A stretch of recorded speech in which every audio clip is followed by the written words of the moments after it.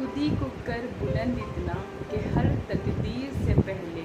खुदा बंदों से खुद पूछे कि बता तेरी रज़ा क्या है। हाँ,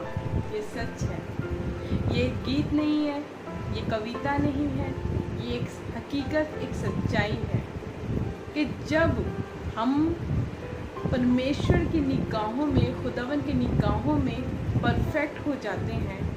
100% रहते हैं कि जो उसकी इच्छा है इस धरती पे,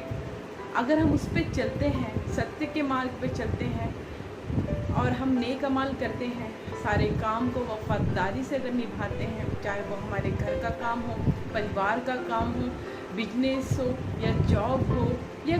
अदरवाइज़ कोई भी काम हो, अगर हमारी ज़िंदगी में अगर वो काम आते हैं और उसको हम पूरी ईमानदारी से, वफादारी से, प्योरिटी से अगर हम उसे निभाते हैं, हर एक क्षेत्र में खड़े रहते हैं, ये देखते हुए कि लोग हमसे खुश हैं या ना है, इसे हमें नहीं फ़र्क पड़ता, पर हम इतना जानते हैं कि हमारा परमेश्वर, हमारा रब,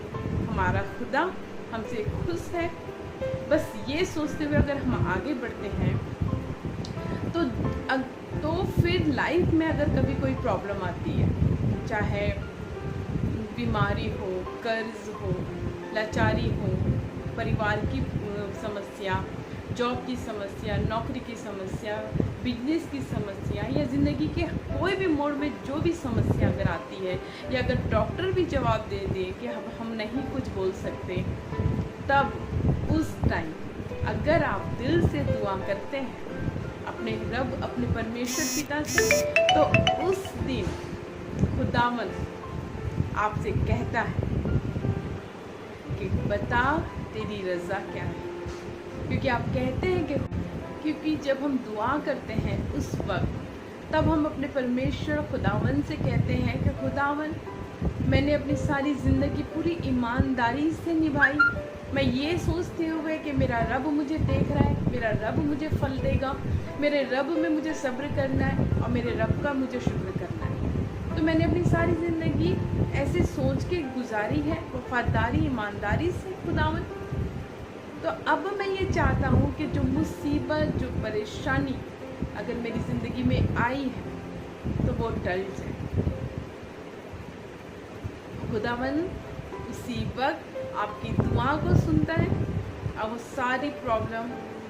ऐसे पीठ के पीछे फेंक देता है कि तुम ढूंढने पर भी ना पाते। ये 100% है। क्योंकि जब मैं कलाम मुक़द्दस पढ़ी, तब उसमें एक हिजकिय्याह नामक एक राजा था जो सदा खुदा की इच्छाओं पे, उसकी वफादारी पे, पाकीज़गी पे हमेशा आगे चलते थे। लोग क्या बोल रहे हैं, क्या कर रहे हैं, उससे उनको कोई फ़र्क नहीं पड़ता था। वो अपनी निगाह और खुदा की निगाह में पवित्र थे, ईमानदार थे। तब एक दिन उनके मौत का टाइम आया। तब उस समय जब पवित्र लोग रहते हैं तो उनको पता चल जाता है कि अब खुदावन खुद ही अपने नबियों, अपने गुरु, संतों, मुनि के द्वारा उनके आखिरी दिन का संदेश भेजते हैं। तो उस दिन वो गए, उनके पास एक नबी आए और उनके पास और उनसे कहा कि हिजकिय्याह, अब तुम्हारे जाने का टाइम आ गया है, तो अब आप जिनसे भी मेल मिलाप करना चाहते हो, जिनसे मिलना चाहते हो, मिल लो, क्योंकि अब आपके पास टाइम नहीं है। अब वो चले गए बोल के, और जब वो जैसे ही गए, थोड़े ही आंगन के पास ही पहुँचे थे, तो वो जो हिजकिय्याह नबी थे, वो दुआ करने तुरंत बैठ गए और दुआ करके बोले कि खुदावन, मैंने ज़िंदगी को तेरी रज़ा में गुजारी, तेरी वफादारी में गुजारी, तेरी उम्मीद में, शुक्रगुजारी में गुजारी है, और अब मैं चाहता हूँ कि मैं थोड़े दिन और जीऊँ, मुझे मेरी ज़िंदगी को तू लंबी कर दे। तो खुदावन की दुआ को सुनकर